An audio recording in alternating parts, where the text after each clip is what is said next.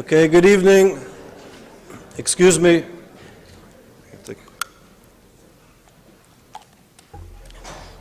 Good evening. For those of you new here, I'm Charles Small.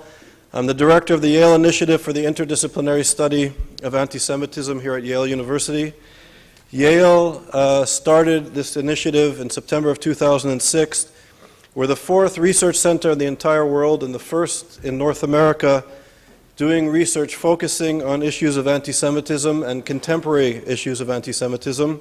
The other research centers are at the Technical University in Berlin, the Hebrew University in Jerusalem, and Tel Aviv University, the Stephen Roth Institute at Tel Aviv University. And there's a contingent of scholars from Tel Aviv, from the Center of Iranian Studies, who are here for a conference that we just finished today. The conference that we just finished today was entitled Understanding the Challenge of Iran.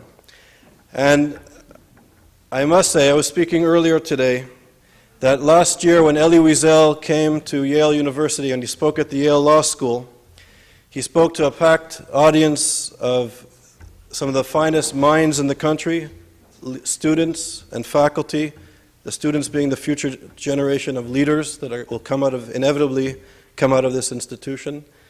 And Elie Wiesel was speaking about the possibility of another Holocaust, which for me and some of the people that were there with me was at one level absurd and at another level pathetic, if you will.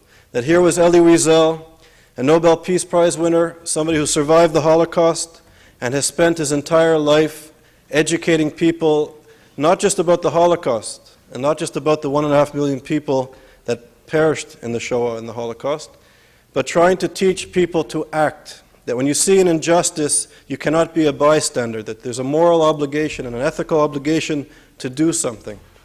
And then Elie Wiesel went on to say that if this was not disturbing enough, that the fact that there's a possibility of another Holocaust, that people are planning at this very moment the extermination of the Jewish people in the Middle East, in Israel, the destruction of Israel and the extermination of Israelis. That at this very moment, this is what significant groups of people are planning. And Elie Wiesel went on to say if that this is not enough, the thing that really disturbed him was the inactivity, the nonchalance, the inaction of the Jewish community, of the student community, of the faculty, of the human rights community, of leaders of our government in the Western world who, at its very core, believe in democracy, of human rights, in the values of enlightenment, and of citizenship, and that nobody was doing anything. And this was the thing that really disturbed him. And I must say that I think as somebody who's running a center on issues of contemporary anti-Semitism, that it's unbelievable that this is a threat that we have to face in our generation. And I'm reminded of the generations of people that preceded us, the people who helped to establish the State of Israel. They gave a lot all over the world to help establish the State of Israel. When I was a student, we fought apartheid, we fought for the rights of Soviet Jews, and met with success. And I guess the challenge that I will lay out for you, from my perspective at least, is for the students and for the faculty and for people who care about issues of human rights, that we must be active and we must come to this issue in a creative, intelligent way, that these issues are profoundly important. And we've just spent 2 days dealing with what we call understanding the challenge of Iran from a legal perspective, from a human rights perspective, and from a strategic perspective. And the issues, as you will hear tonight again, are very severe and very serious. And when I go around speaking, one of the things that I ask the audience, and I won't ask you here, but think about it, is how many people have read the Hamas Charter? How many people have read a fatwa? How many people are engaged with the ideology of what is out there threatening the Jewish people? And as students, as scholars, as human rights activists, we have to educate ourselves because education is power. And we have to engage these ideas. So this evening, it's a very special event to be able to introduce Shaul Mofaz to you. Mr. Mofaz will be speaking. The title of his talk is The Iranian Regime, Nuclear Ambitions, Ideology, and International Challenges. Mr. Mofaz is the acting Deputy Prime Minister of the Government of Israel. He's also the Minister of Transportation and Road Safety. He was the Chief of Staff of the IDF. He was, from 1986 to 1988, the commander of the Paratroop Brigade of the IDF. He was promoted in 1988 to the Brigadier General. He held senior positions in the Ground Corps Command.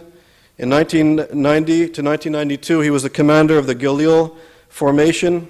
He was an officer, commanding officer of the IDF forces in Judea and Samaria. In 1994, he was promoted to Major General. In 96 and 97, he was the chief of the planning branch of the General Staff. In 1997, he became the deputy chief of the General Staff and the chief of staff branch. From 1998 to 2002, he was the 16th chief of staff of the IDF. So it's a tremendous honor with this background in defending Israel's right to exist and to be there, that the Yale Initiative for the Interdisciplinary Study welcomes Deputy Prime Minister Shaul Mofaz.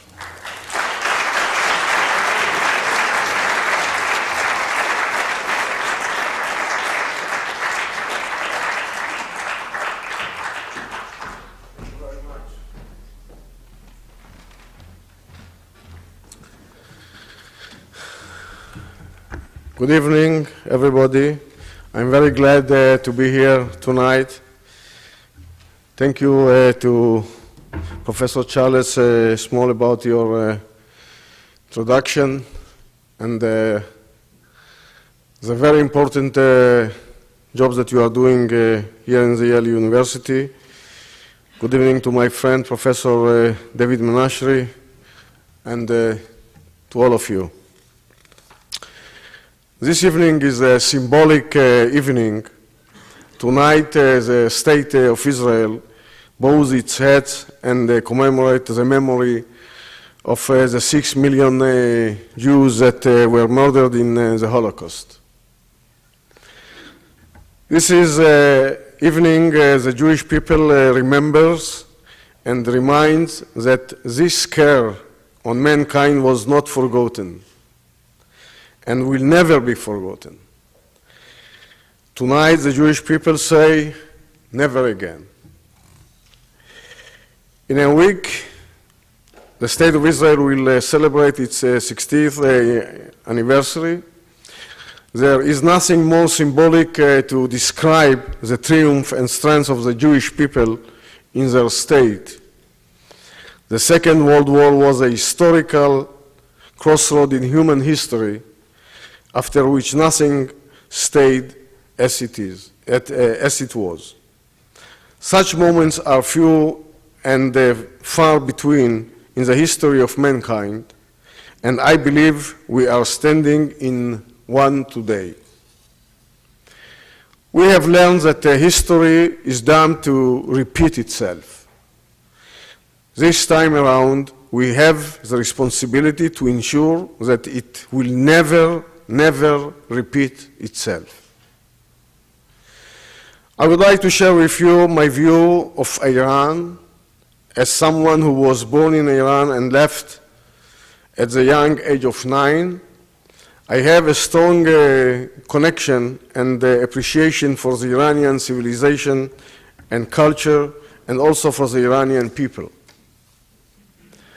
My story is like the stories of many here, I assume, that came from various places in the world to countries where freedom and democracy are a natural way of life. We found ourselves at a historical crossroads, perhaps the most important crossroad of the 21st century. In the 21st century, the Iranian regime is a central threat against humanity. It is a multidimensional and multi-branch threat which grows stronger day by day, hour by hour.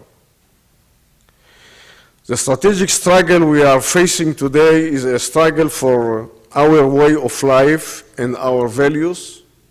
This is a struggle for the future, the shape and the character of the world we will live in, and world which will be left to you as your legacy. This is not a regional question, rather a question that concerns the whole world. At the center of the discussion stands the Iranian threat and its wide effects on the region. Iran strives for regional hegemony with reach and status beyond the Middle East, to become a world power and a player in the international arena. It strives to establish and lead an Islamic Middle East to be run according to the principles and values of the Islamic Revolution and extreme regime law. Iran views the achievement of military nuclear capability as a means of achieving its goals. In this reality, Iran's wish to become a hegemony in a region where 2/3 of the world oil reserves lie and 1/3 of the gas reserves lie, does not have only a regional influence, but an influence on the global balance of power and global economy. I want to emphasize that the State of Israel is merely a part in this game, but Iran is using it as a rallying point. In the Iran view, Israel must be whipped off the map, but it should be made perfectly clear. This is a byproduct and is not the primary target. The way in which the Iranian president speaks of Israel and of his wish to whip it off the face of the earth is a clever ploy pandering to the hostility against Israel and the Jewish people, which unfortunately still exists. Identifying the Iranian threat as an Israeli problem serves Iranian interest and helps the international delegitimization of the struggle against Iran. Ladies and gentlemen, this is an Iranian tactic designed to divert our attention away from the real problem. At the same time, we cannot ignore the fact that a nuclear Iran represents a real existential threat against the State of Israel. This is a threat that jeopardizes the existence of the Jewish state. The State of Israel cannot accept a nuclear Iran. This time, the Jewish people will not let it happen. And I would like to believe that the world will not let it happen, and any all means to ensure that it does not happen are justified. I believe that this is a critical year with regard to the Iranian nuclear program. The enrichment phase is critical to determining the rate of the program's progress. The coming year is critical in this sense, a year in which Iran is liable to acquire enrichment technology. In our estimation, it is possible that in a few months, less than a year, Iran could succeed in gaining control of the technology required to enrich uranium for the sake of a nuclear bomb. That is to say, it is possible that within less than 1 year, Iran will succeed in breaking a technological barrier. At the same time, Iran is continuing to develop its ballistic capabilities as part of a very ambitious program capable of reaching any European capital city, and one day will be capable of reaching the eastern seaboard of the United States. Furthermore, Iran is developing a space program under civilian cover, but we have to understand that capability of sending objects into space is of clear strategic significance. A country with this capability has the power to attack any location, anywhere on the face of the planet. There is no doubt that a ballistic program of this scope is intended for military goals that extend beyond the Middle East and is apparently designed for nuclear goals. So far, the international response to the Iranian threat is currently focusing on the diplomatic channel. Under the leadership of the United States, this is part of a strategy that we have agreed upon during our strategic dialogue. It talks about a three-way effort. I would like to emphasize that in the last 2 years, as a Deputy Prime Minister, I am at the head of the Israeli group for the strategic dialogue with the United States. And the main issues that we are discussing in the last 2 years, we had 4 meetings last year, and this year 2 meetings. The last one took place yesterday in Washington. And our goal is to estimate the threat and to set up our policy toward the Iranian nuclear plan. What we agreed and achieved so far says that our policy based on 3 principles. First, a wide and united front against the Iranian nuclear program. Second, a list of sanctions against Iran, mainly financial sanctions and economic sanctions. And third, we said clear-cut that all options are on the table. So far, the sanctions were effective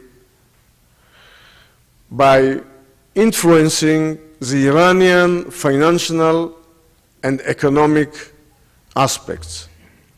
But they are not effective by stopping the Iranian to continue their nuclear program.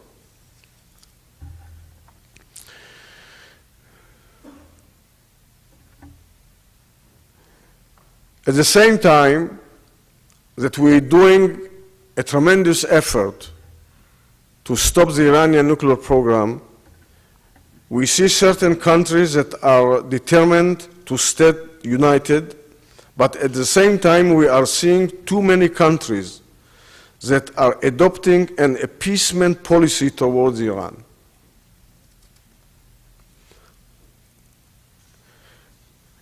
And the main reason is economic reason. And as I said, we have a responsibility to ensure that history will not repeat itself. In this case, time is of the essence and it is running out. And part of the Iranian policy is to gain time, to buy time. It is vital to stand united against Iran. The appeasement policy did not prove effective thus far, and in the Middle East, it is preserved as a sign of weaknesses. At the same time, the regime continues to be worried by a serious internal challenges facing it. I mean the Iranian regime. Alienation among young people, violent activity on the part of the minority groups, and economic hardship, some of which may even have increased to a certain degree.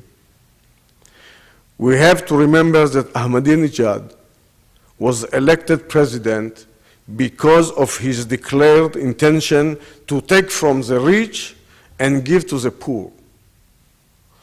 And because of his promises to turn his attention to the internal provision in Iran society. A look at Iran society shows that despite rising incomes from oil sales and the regime's promises to funnel revenues to the weaker social strata, the economic situation in Iran is dreadful. The rate of unemployment is high. Inflation has grown to about 20%, and about 1 million Iranians are living in a dire poverty. However, at the same time, change can grow from the bottom up. As someone who was born in Iran and closely follows what happens there, I can tell you that the majority of the Iranian people do not share the desire of its leaders. Iran is no stranger to revolutions. I have great belief in the will, power, and strength of the Iranian people. The dissatisfaction with the government is growing, particularly among young students and women who see themselves as the main victim of the policies of the present rulers. More and more voices on the Iranian street can be heard wondering, why do we worry so much about the Hezbollah and the Palestinian when we are lacking so much at home? We do not know what is that will make the Iranian people revolt, but we must continue to search for the important pressure points to hasten the process of internal change in Iran and to undermine the legitimacy of the current government. The working assumption is that adding another straw and another straw will in the end break the camel's back. The conclusion arising from this analysis is that the Iranian regime is trying to maneuver between its long-term ambitions and its ambition to survive. We have to point it in the right direction. We have to point it in the right direction.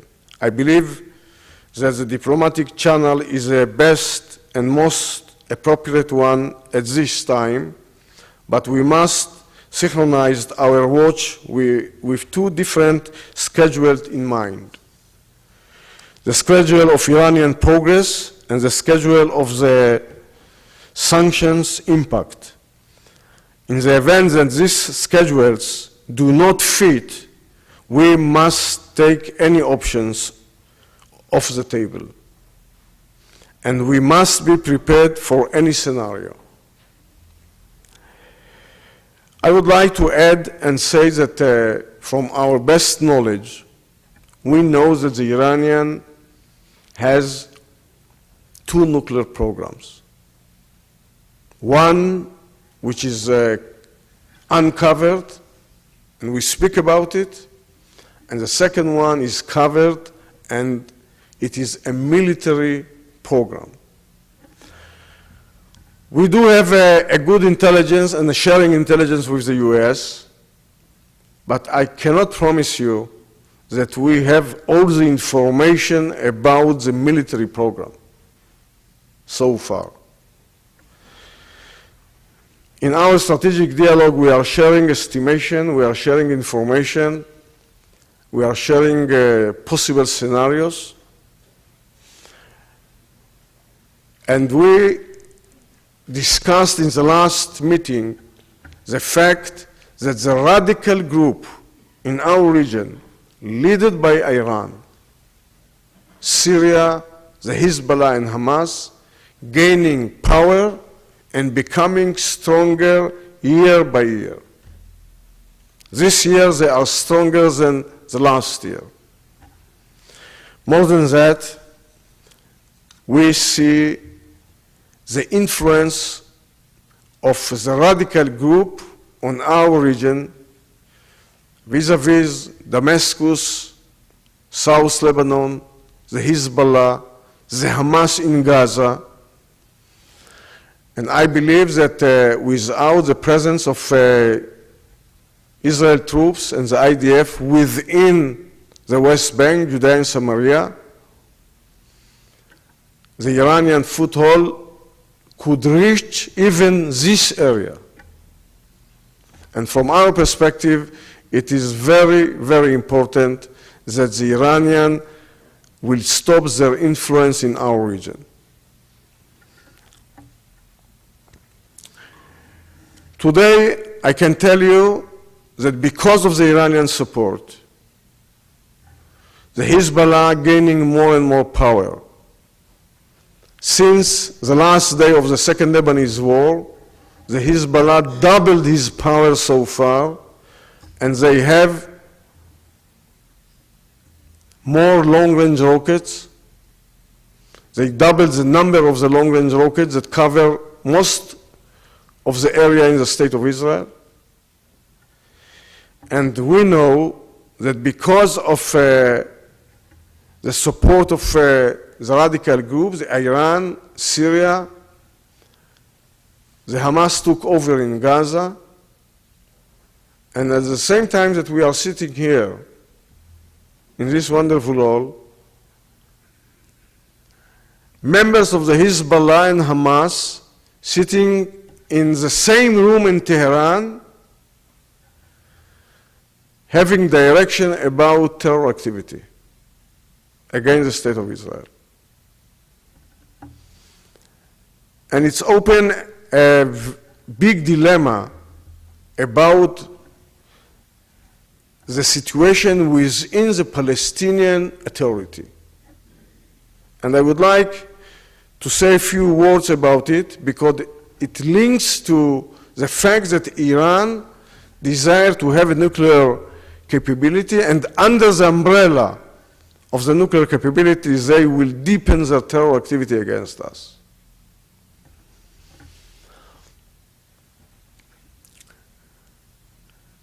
A year ago, June 2007, the Hamas became powerful and they took over in Gaza, and today they are controlling Gaza. They threw out the Palestinian security groups, and we see a strategic different situation within the Palestinian Authority. In Gaza, terror organizations control this area and the population. They don't recognize the State of Israel. They want to destroy the State of Israel. They are continuing to attack Sderot, Ashkelon, and other areas around Gaza by rockets and by terror activity. At the same time, we see a moderate leader in the West Bank, but a guy that doesn't control the area.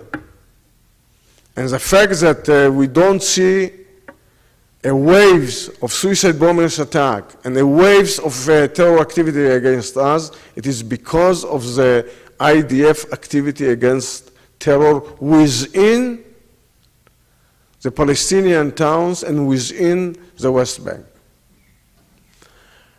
And the dilemma today is who will be the leader of the Palestinian entity, the Hamas or the PLO? And it is a very big difference because the Hamas is part of the radical group, and I don't see in the coming months or in the next year the PLO, led by Abu Mazen, which is a very weak leader without troops, taking over the Palestinian entity and becoming a leader that will unite the two parts of the Palestinians in Gaza and in the West Bank. And we will have one address and one partner for having negotiation and hopefully a possible agreement in the future.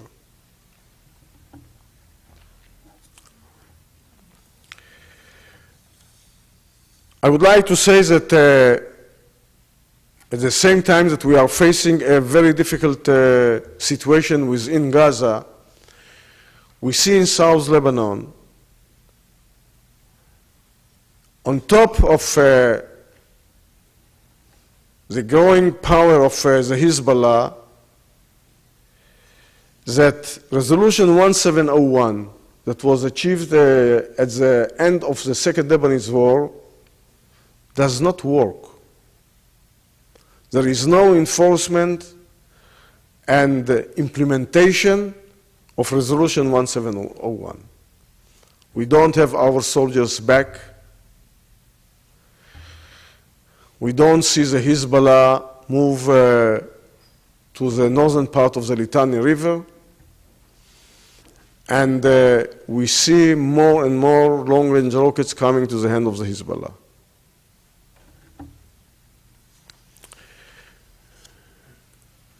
So I usually say that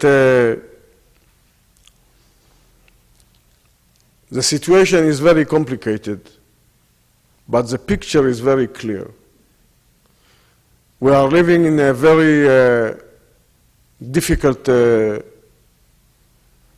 area. Our achievement so far for peace was done by tremendous effort of the governments of the State of Israel, and we were successful to achieve peace with Egypt and Jordan, which is a strategic achievement.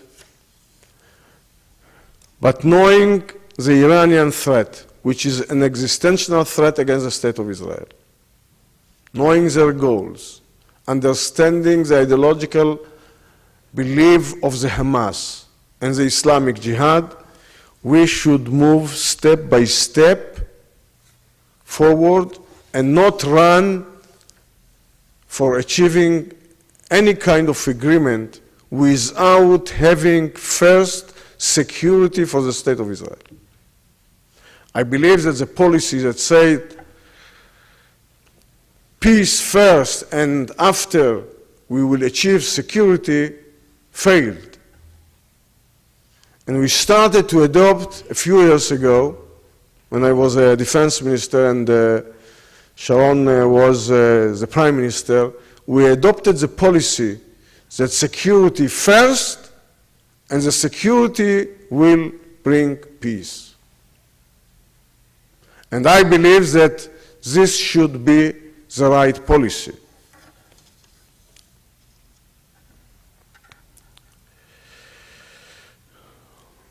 So there is no doubt that what is happening in the Palestinian arena is also the result of the regional events. The radical access in the regime grows stronger as the hold of the Abu Mazen's Palestinian Authority grows weaker. Hamas grows stronger in Gaza Strip, and this led to Hamas taking complete control of the area. And I would like to share with you some of my experience dealing with terror organizations. Terror organizations does not have political leaders. They have terror leaders. And one of the main questions that I was asked, and the members of the general staff in 2002 was asked, how we are going to stop the waves of the suicide bombers attack at this time. And we decided that we will enter by land force to each of the Palestinian towns and refugee camps within the West Bank. There are 8 Palestinian towns and 12 refugee camps. And in Gaza, we will implement a different policy. Which was the policy? What was the policy? The policy said we should target the leaders, we should destroy the infrastructures, we have to stop the fuel, first the money which is the fuel for the continuation of the terror activity, and second the fuel for continuing to produce Qassam rockets and other terror tools against us.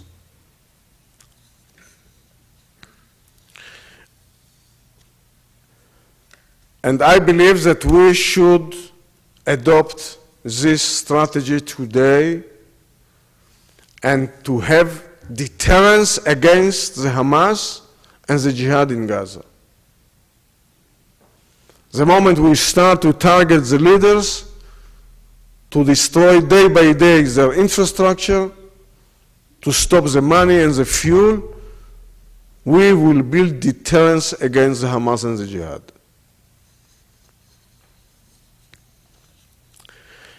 Now, it is very important to negotiate with the Palestinians. I'm not against peace.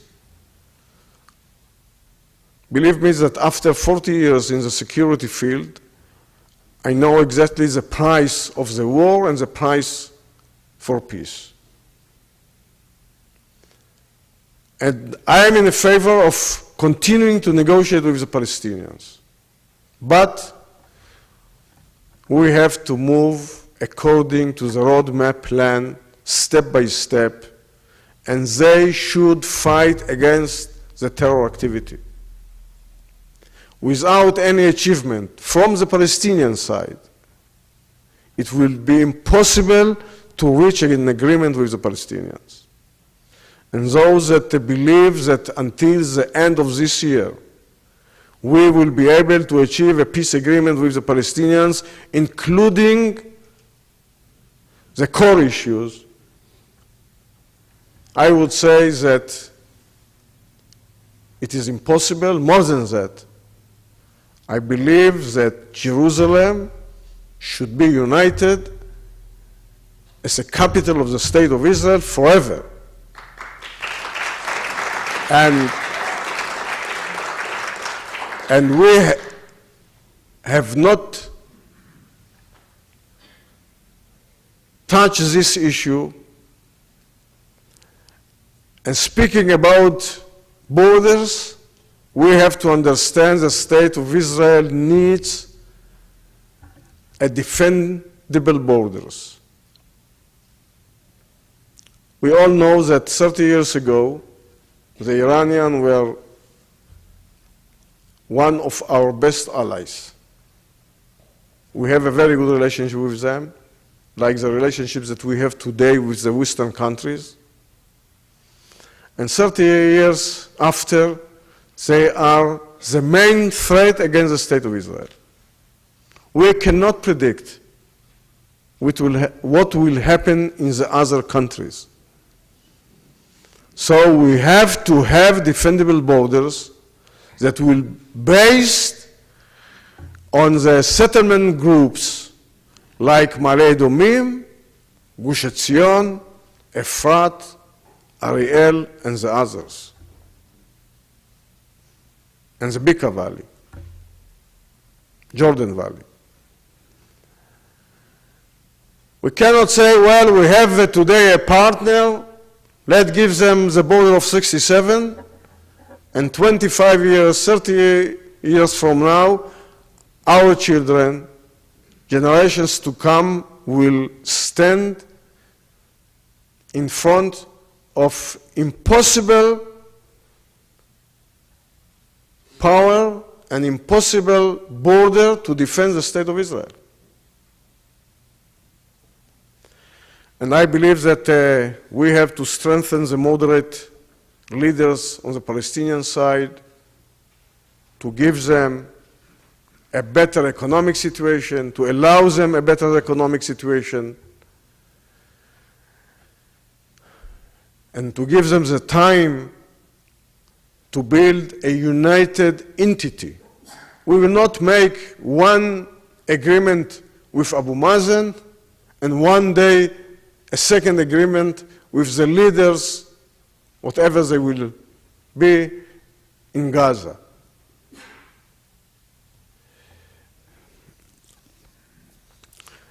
So we need determination. We should be very responsible for generations to come. And in conclusion, as I said at the outset, we find ourselves at a historical crossroads. This is a historical occasion, and such occasion occur but a few in human history. In the life of country, in the life of a people, the Jewish people knows this better than anyone else. The free world must stand determined and strong against the radical and dangerous camp threatening our liberty and our values. This time, no leader can say we didn't know, we didn't understand, and significance. This time, the entire world and Israel, as part of it, must once again seize the initiative and do everything necessary to ensure a future of peace and prosperity for generations to come after us. I thank you for inviting me and giving me the opportunity to stand here and to speak to you. And I would like to thank the hostess here at Yale for allowing me to come and to speak. And I hope that you will continue to support the State of Israel, because we need your support. We need the support of the people in the US. We need the support of the US administration. We need the support of the Western countries. But the State of Israel is a very strong state. We have strong people. We have strong armed forces.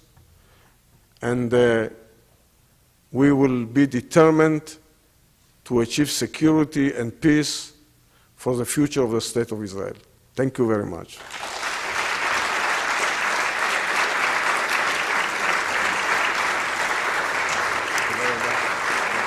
You want to take questions? Yeah, we'll take a few questions.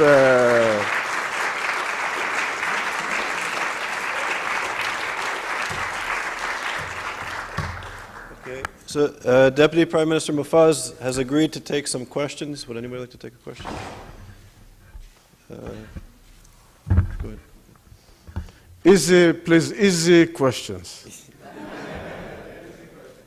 Why do you think that there's such apparently a large difference in perception in terms of the intelligence of the United States and Israel as to when Iran will first have available to it a nuclear weapon? I'll take a few questions. Okay, we'll take a couple of questions. Alon?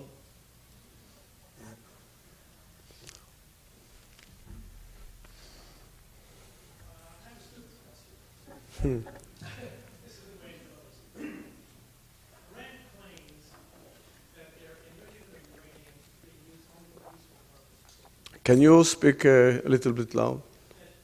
Iran claims that their enrichment of uranium, German or centrifuges, is being used only for peaceful nuclear purposes. Nobody believes that. Supposing we call that bluff. Supposing we, perhaps the United States, in conjunction with the United Nations, were to offer Iran all the nuclear facilities they need for the peaceful use of atomic energy.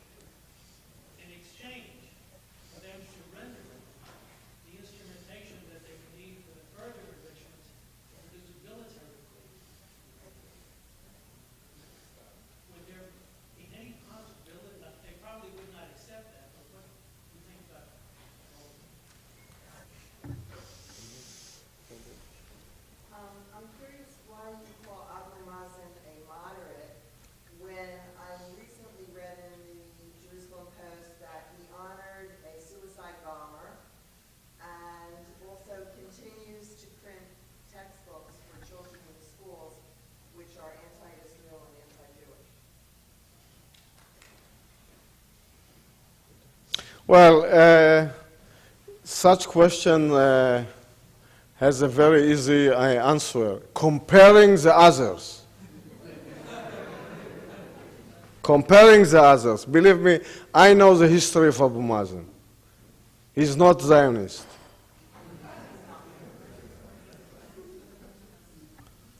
Thank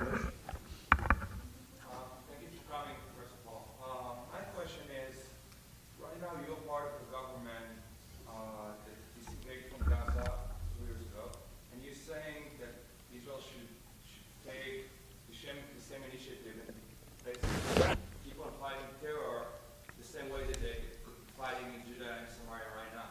So my question is, do you think Israel should go back to the Gaza Strip? And my second question is, In what means to go back to Gaza Strip? to the part that we came back 2 years ago, to the north side of the Gaza Strip. The same territory that Hamas is shooting down missiles to Iran.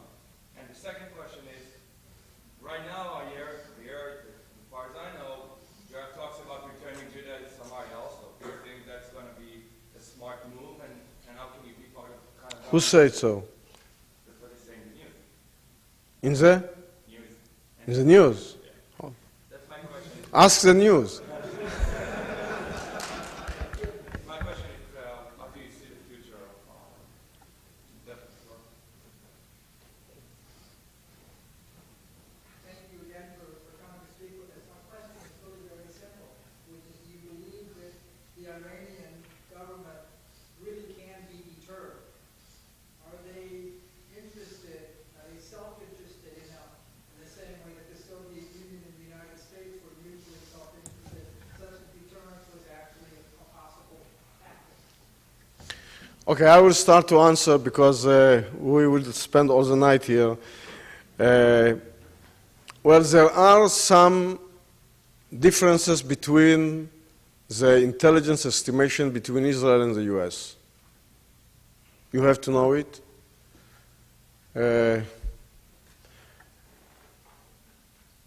We believe that our estimation is more close to the reality. But you probably heard about the NIE report. We brought some very important evidence to the US intelligence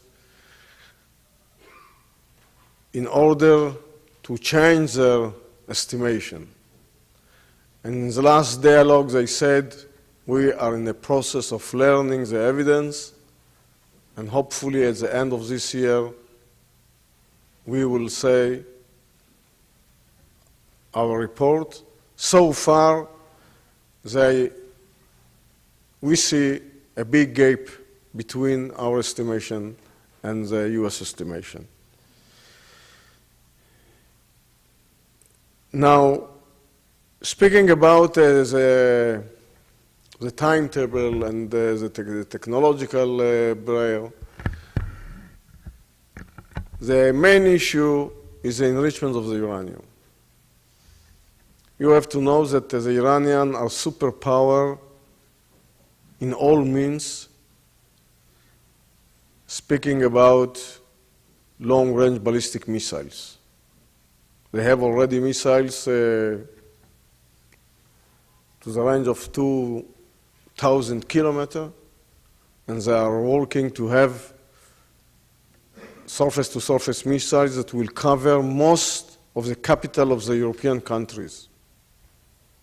And one day, the eastern seashore of the US. And they have a very sophisticated technology, but about the enrichment, they have a lot of difficulties. To have this technology, it means that the centrifuges should work in a very high capacity, and they are not there. Now, it is a question of months, maybe years. It is very hard to predict because, as I said, they have two nuclear programs. We know much more about the uncovered program. We know less about the military. But we're working on it. Now, it will be a very bad step to give to the Iranian all the infrastructures for civilian purposes. Could you believe to them? Could you count on them?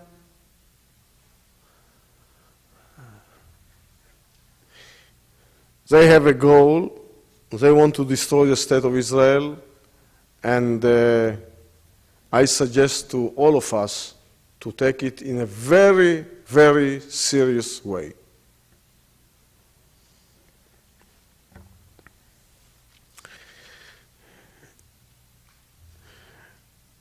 Could we have deterrence against the Iranian? The answer is yes. The answer is yes. We said clear-cut that all options are on the table. We cannot speak more than that. But we have to be prepared for any scenario.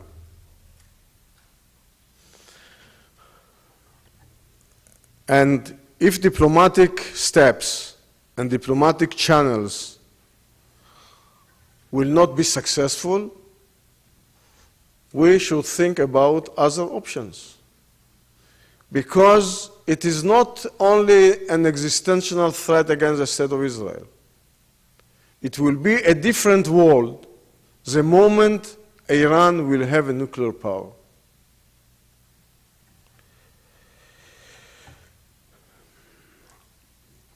Speaking about Gaza and the West Bank, I answered about Abu Mazen.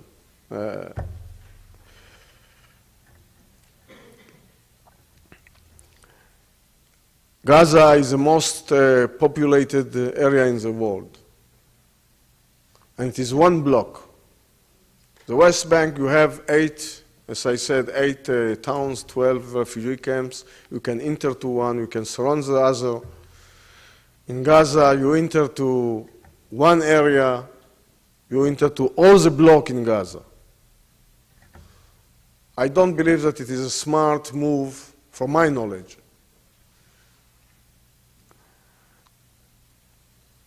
to mobilize 40,000 reserve soldiers, to send 60, 70,000 soldiers within Gaza. And my question is, what will happen a day after? What now? Okay, we were successful by taking Gaza, fighting against the terrorists. After 2 weeks, 3 weeks, 1 month, what now?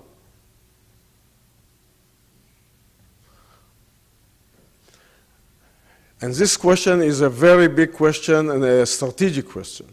And this is the reason that during defensive shield operation, we decided to enter to the Palestinian towns in the West Bank, but not to Gaza, and to find a different strategy. And it was successful, the strategy that we decided to implement. 3 years, the Hamas was out of the terror activity since June 2004 until June 2007. And because they became powerful and they were capable of destroying the Palestinian security groups, they felt and they feel today that they are powerful enough to start again to fight against the state of Israel. And I believe that deterrence is the main response to the Hamas terror activity against us. Speaking about Judea and Samaria, it is a different story. I can tell you that when I was in uniform, I believed that we are doing a mistake by staying within Gaza. Ask why? Because Gaza is not part of our national and our security interest. But the group of the settlements and the Jordan Valley are part of our national and security interest.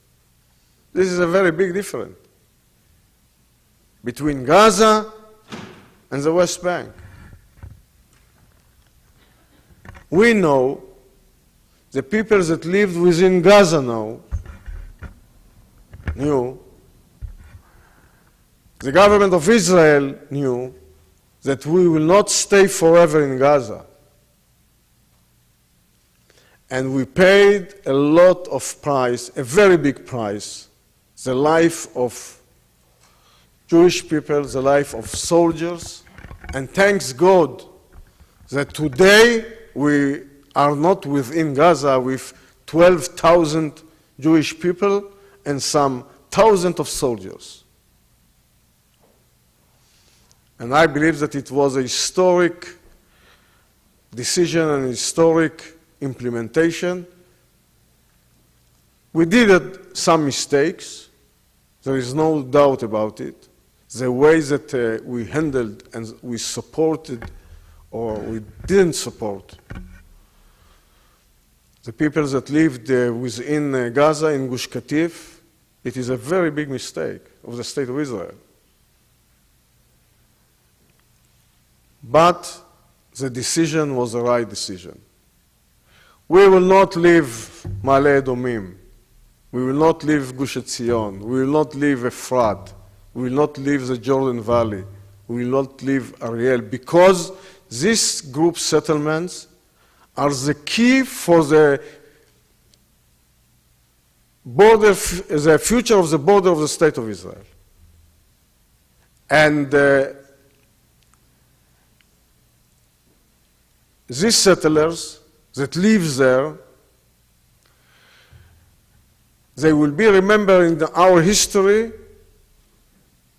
as a people that supported the State of Israel to have and to create the eastern border of Israel as a defendable borders.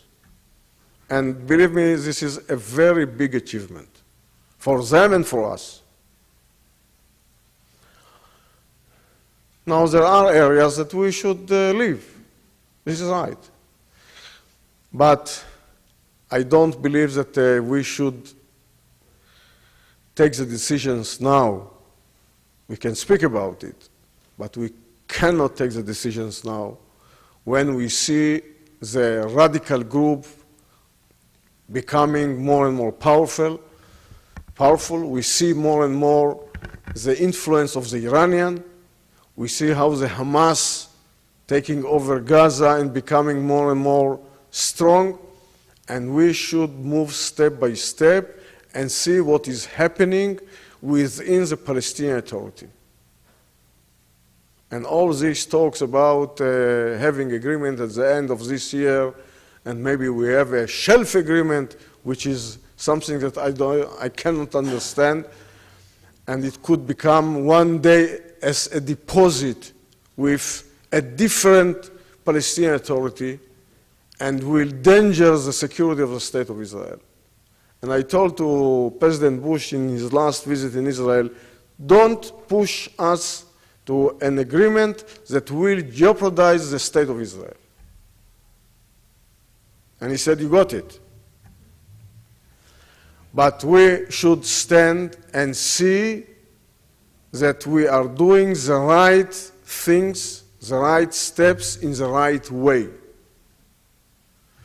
And I believe that we are a very strong nation.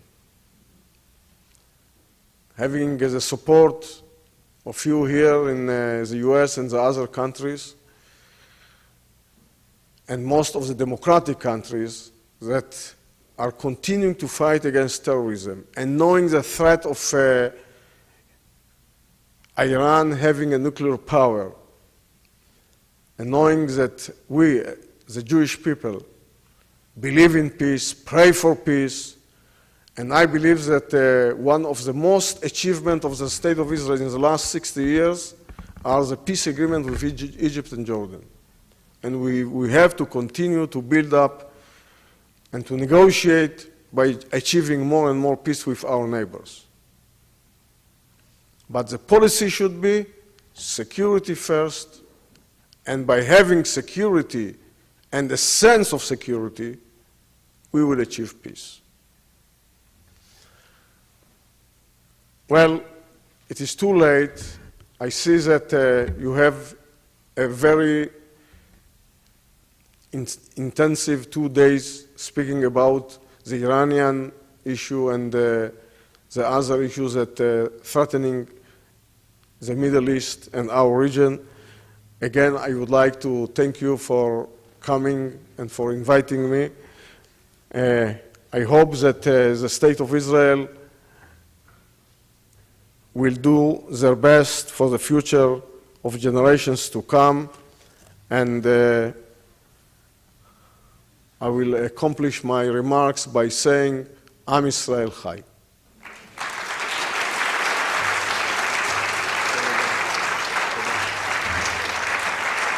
So on behalf of YISA, I'd like to thank the Deputy Prime Minister of Israel, Shaul Mofaz, for the honor of being here. And I'd also like to thank David Menashri from Tel Aviv University for making this evening possible. And thank you for coming.